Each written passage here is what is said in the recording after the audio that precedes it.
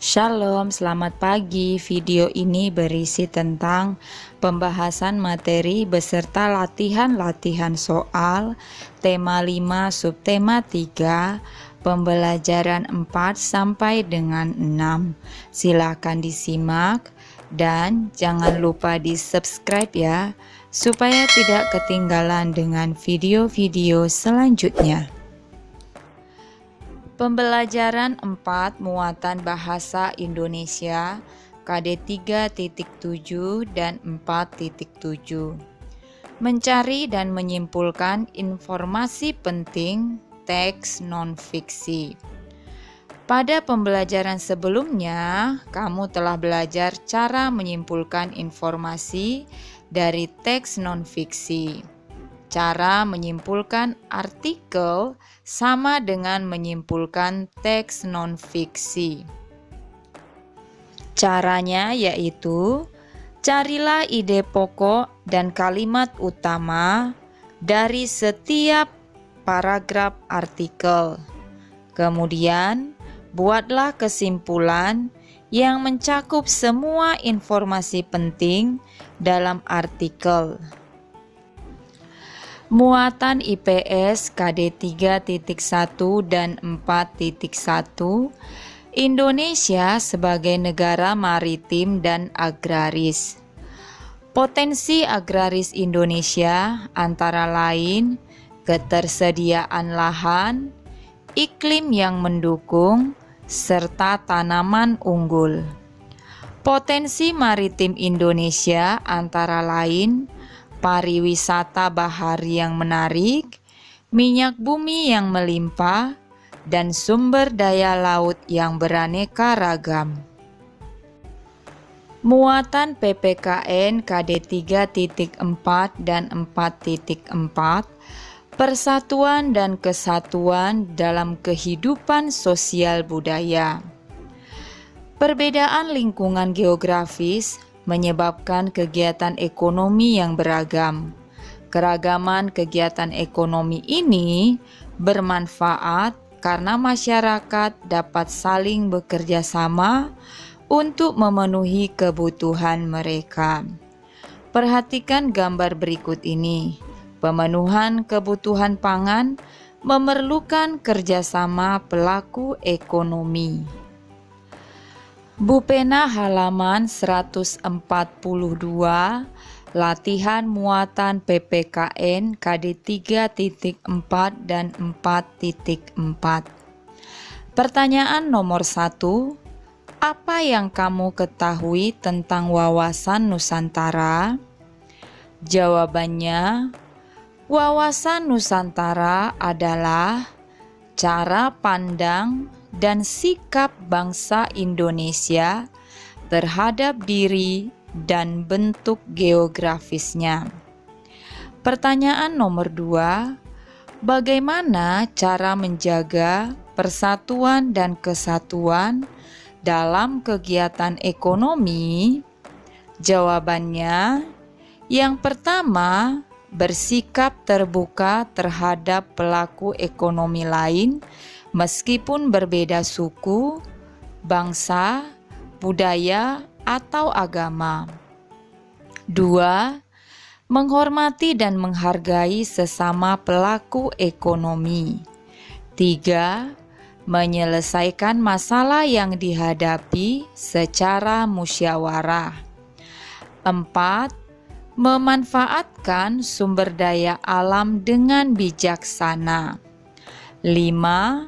Menjalin kerjasama dengan baik dan bersikap jujur. 3. Apa manfaat persatuan dan kesatuan dalam kegiatan ekonomi di Indonesia? Jawabannya, 1. Kebutuhan ekonomi seluruh rakyat Indonesia dapat terpenuhi. 2. Pemerataan kesejahteraan dan kemakmuran rakyat Indonesia dapat tercapai. 3. Terbukanya lapangan pekerjaan sehingga dapat mengurangi angka pengangguran dan meningkatkan kesejahteraan rakyat. Pertanyaan nomor 4. Salah satu contoh kegiatan yang menunjukkan persatuan dan kesatuan dalam kegiatan ekonomi yang ada di daerah saya. Jelaskan manfaat yang diperoleh dari kegiatan tersebut. Ini contoh jawabannya ya. Di daerah saya, para pengusaha bermodal besar di daerah saya membuka tambang batu bara dan mempekerjakan masyarakat sebagai pekerja tambang dan supir pengangkut batu bara. Manfaatnya, terbukanya lapangan pekerjaan sehingga dapat mengurangi angka pengangguran dan meningkatkan kesejahteraan rakyat. Pembelajaran 5 Muatan Bahasa Indonesia KD 3.7 dan 4.7. Membuat peta pikiran. Langkah-langkah membuat peta pikiran. Yang pertama, tuliskan ide pokok dari setiap paragraf. 2. Temukan kata kunci pada setiap paragraf. 3. Rangkailah ide pokok atau kata kunci tersebut menjadi sebuah bagan. 4. Catatlah informasi-informasi penting dari teks. Bupena halaman 143 sampai dengan halaman 144, latihan muatan bahasa Indonesia KD 3.7 dan 4.7. Bacalah teks yang ada di buku Bupena halaman 143 sampai dengan 144. Kemudian buatlah peta pikirannya. Judulnya adalah Hutan Bakau. Ide pokok paragraf pertama, pengertian hutan bakau. Paragraf yang kedua, ide pokoknya, manfaat hutan bakau. Paragraf yang ketiga, ide pokoknya, penyebab berkurangnya hutan bakau. Paragraf yang keempat, ide pokoknya, cara memelihara hutan bakau. Muatan IPA KD 3.5 dan 4.5. Faktor-faktor yang memengaruhi keseimbangan ekosistem. Berikut faktor-faktor yang dapat memengaruhi keseimbangan ekosistem. Yang pertama, faktor alam. Yang kedua, faktor aktivitas manusia. Yang pertama, faktor alam tadi. Faktor alam adalah peristiwa alam yang dapat mengganggu keseimbangan ekosistem, umumnya berupa bencana alam, seperti banjir, tanah longsor, tsunami. Yang kedua, faktor aktivitas manusia. Faktor aktivitas manusia adalah kegiatan manusia dalam memanfaatkan sumber daya alam yang dapat mengganggu keseimbangan ekosistem. Contohnya seperti aktivitas pada gambar ini, penebangan hutan secara liar yang tidak diimbangi dengan penanaman kembali. Bupena halaman 145, latihan muatan IPA KD 3.5 dan 4.5. 1. Apa pengaruh kejadian pada gambar di buku Bupena halaman 145 bagi keseimbangan ekosistem hutan? Jelaskan jawabanmu. Gambar tersebut menunjukkan kebakaran hutan. Jadi, pengaruh kejadian tersebut bagi keseimbangan ekosistem, hutan menjadi rusak, sehingga hewan-hewan kehilangan tempat hidupnya. Pertanyaan nomor 2, informasi lain tentang faktor alam yang dapat mengganggu keseimbangan ekosistem. Jawabannya, Selain faktor alam dan faktor aktivitas manusia, ada juga hal lain yang dapat mengganggu keseimbangan ekosistem, yaitu tingkat reproduksi yang rendah. Contohnya, kasus kelangkaan hewan yang disebabkan oleh tingkat reproduksi yang rendah. Contohnya pada badak bercula satu. Badak bercula satu hanya mampu melahirkan satu anak dalam kurun waktu 5 tahun. Hal ini menyebabkan kelangkaan jenis hewan badak bercula satu. Muatan SBDP KD 3.3 dan 4.3 karya seni rupa Nusantara. Berdasarkan fungsinya, karya seni rupa dibagi menjadi dua, yaitu seni rupa murni dan terapan. Yang pertama, seni rupa murni.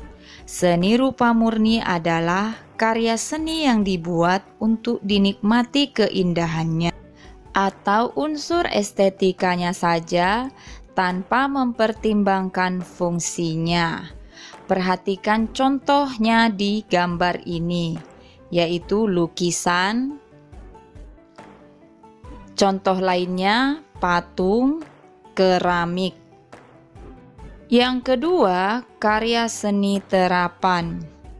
Karya seni terapan adalah karya seni rupa yang memperhatikan fungsi dari benda seni tersebut dalam kehidupan sehari-hari. Contohnya gambar yang pertama ini, rumah adat. Contoh yang kedua, senjata tradisional. Yang ketiga, seni kriya anyaman. Bu Pena halaman 146 latihan muatan SBDP KD 3.3 dan 4.3. Pertanyaan nomor 1. Apa saja karya seni di sekitarmu yang dibuat dengan teknik anyaman? Jawabannya, contoh karya seni di sekitar saya yang dibuat dengan teknik anyaman meliputi tikar, tas, keranjang. 2. Bahan apa saja yang dapat digunakan untuk membuat anyaman? Jawabannya, bambu, daun pandan, rotan. 3. Tuliskan alat-alat untuk membuat anyaman berbahan bambu beserta kegunaannya. Jawabannya, pisau dapat digunakan sebagai alat potong. Kemudian cat digunakan untuk memberi warna pada anyaman supaya lebih indah dan menarik.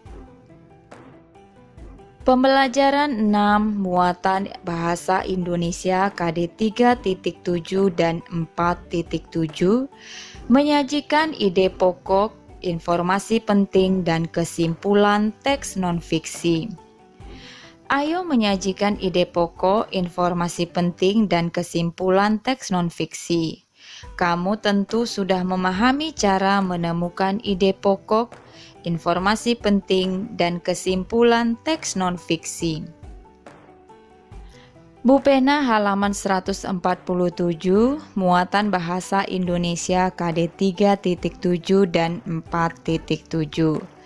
Berdasarkan teks yang ada di buku Bu Pena halaman 147, tentukan ide pokok dan informasi penting dari setiap paragraf. Tuliskan kesimpulan dalam satu paragraf.